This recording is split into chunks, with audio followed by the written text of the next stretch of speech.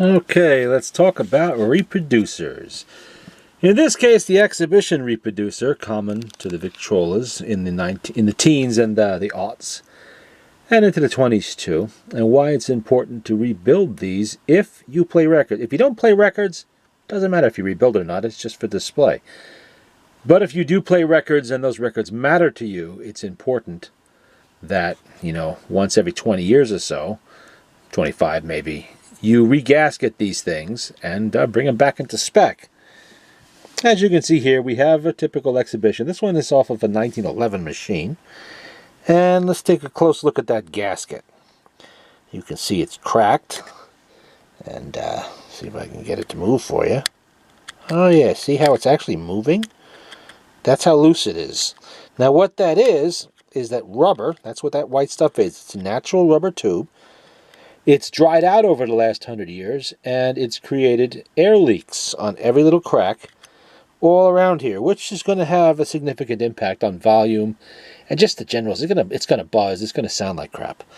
Now, here we have this is mica. It's a mica diaphragm in there, and it's in good shape. It's not delaminating that I can see. I'll see more when I have it apart, but from what I see here, it looks pretty good actually.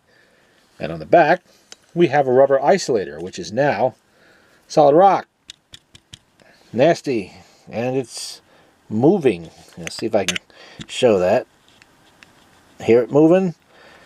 That is another gigantic air leak in there. You can probably see it now. And that needs to be replaced. This is what your tone arm seals to. And if there's an air leak here, you're losing volume. But by far the worst problem I see here, let's see if I can show this on the camera. I think I can. If you look here at a sideways view of this, you can see that the needle bar is cocked a little bit. It's not in perfect alignment with the body of the reproducer.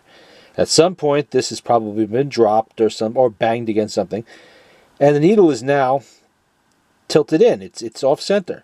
It should be perfectly in a line. Oops.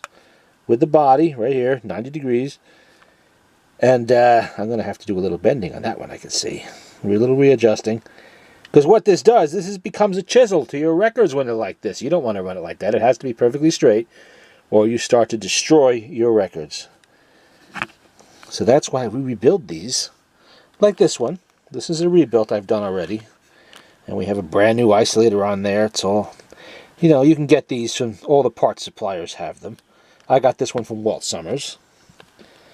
And you see how that's straight? The needle bar with the needle is perfectly straight in alignment with the body. This here. And that's going to play well. We have some new springs on there, and you see that nice new rubber gasket on there? This actually has a new diaphragm on it. I had to replace it. The original had a big hole. No good. Nice new rubber gasket set. It's going to seal very nicely. It's going to keep the air leaks out. It's going to play well. And it doesn't matter if it's a Victrola number 2 or any reproducer for that matter. It needs to be rebuilt occasionally, and if you play them. If you don't play records, who cares? It's just a display item.